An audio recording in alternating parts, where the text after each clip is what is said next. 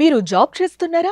మీ సాలరీని double చేసుకోవాలని అనుకుంటున్నారా? 2x your salary online కోర్సులో జాయిన్ అవ్వండి. మొన్న మీర్పేట్, నిన్న న్యూ మలక్పేట్ భర్తల దాడిలో భార్యలు హత్యకు గురయ్యారు. అక్కడ గురుమూర్తి, ఇక్కడ వినయ్. క్షణికావేశంలో భార్యని చంపడం, ఆ తర్వాత కేసు నుండి ఎలా తప్పించుకోవాలో ప్లాన్లు గీయడం, చివరికి అడ్డంగా దొరికిపోవడం. హైదరాబాద్ న్యూ మలక్పేట్లోని జమునా టవర్స్లో 32 ఏళ్ల శిరీష అనుమానాస్పద మృతి ఇప్పుడు సంచలనంగా మారింది. తల్లిదండ్రుల ప్రేమ ఎలా ఉంటుందో తెలియని శిరీష ఏరి కోరి ప్రేమించి పెళ్లి చేసుకుంది. కానీ భర్త అనుమానంతో ఆమె జీవితం విషాదంగా ముగిసింది. న్యూ మలక్పేటకు చెందిన సింగం వినయ్ కుమార్, శిరీష దంపతులు జమునా టవర్లోని ఫ్లాట్ నెంబర్ 106లో ఉంటున్నారు. 2017లో ప్రేమించి పెళ్లి చేసుకున్నారు. వీరికి 5 ఏళ్ల కూతురు కూడా ఉంది. శిరీష ఓ ప్రైవేట్ హాస్పిటల్లో నర్సుగా పనిచేస్తుంది. వినయ్ కుమార్ మెడికల్ కంపెనీలో ప్రైవేట్ ఉద్యోగి. అయితే శిరీషకు గుండెపోటు వచ్చిందని ఆమె మేనమామ మధుకర్కు వేరే ఫ్రెండ్ ద్వారా ఆదివారం వినయ్ సమాచారం అందించాడు. మధుకర్ ఇంటికి చేరుకునే లోపే శిరీషను వినయ్ కుమార్ హాస్పిటల్కు తీసుకువెళ్లాడు. అప్పటికే ఆమె చనిపోయిందని డాక్టర్లు చెప్పారు. ఆ వెంటనే శిరీష డెడ్ బాడీతో వినయ్ కుమార్ అంబులెన్స్లో సొంతూరైన నాగర్ కర్నూలు జిల్లా దోమలపెంటకు బయలుదేరాడు. మధుకర్ జమునా టవర్స్లోని ఫ్లాట్కు వెళ్లేలోగా శిరీష చనిపోయిందని తెలిసింది. శిరీష డెడ్ బాడీ చూపించకపోవడంతో మధుకర్కు ఎక్కడో అనుమానం మొదలైంది. వెంటనే చాదర్ఘట్ పోలీసులకు సమాచారం ఇచ్చాడు.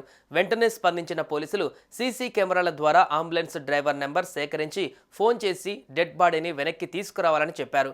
డ్రైవర్ వెనక్కి వచ్చాడు. శిరీష డెడ్ బాడీని పరిశీలించిన మేనమామ మధుకర్ ఆమె ముఖం, మెడపై గాయాలు చూశాడు.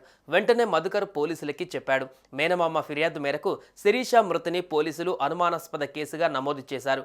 డెడ్ బాడీని పోస్టుమార్టం కోసం ఉస్మానియా హాస్పిటల్కు తరలించారు. శిరీషను వినయ్, అతని కుటుంబ సభ్యులే చంపారని ఆమె మేనమామ మధుకర్ ఆరోపించారు.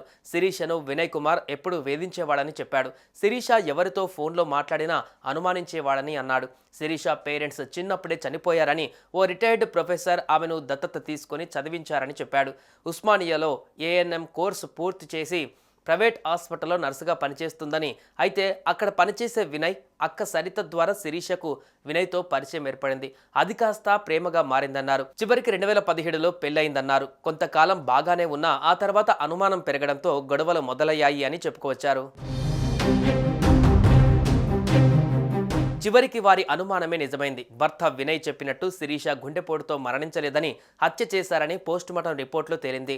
ఆమె హత్యకి సంబంధించిన కీలక విషయాలు పోస్టుమార్టం రిపోర్టులో వెల్లడయ్యాయి. శిరీష మృతదేహాన్ని ఉస్మానియా ఆసుపత్రిలో పోస్టుమార్టం నిర్వహించారు. ఈ రిపోర్టులో శిరీషది సహజ మరణం కాదని, హత్య చేసినట్టుగా తేలింది.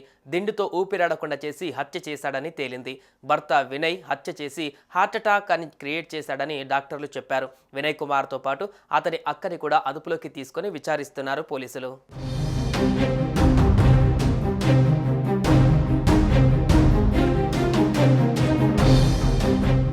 సుమన్ టీవీలో మీ పర్సనల్ అండ్ బిజినెస్ ప్రమోషన్స్ కోసం కింది నెంబర్కి కాంటాక్ట్ చేయండి.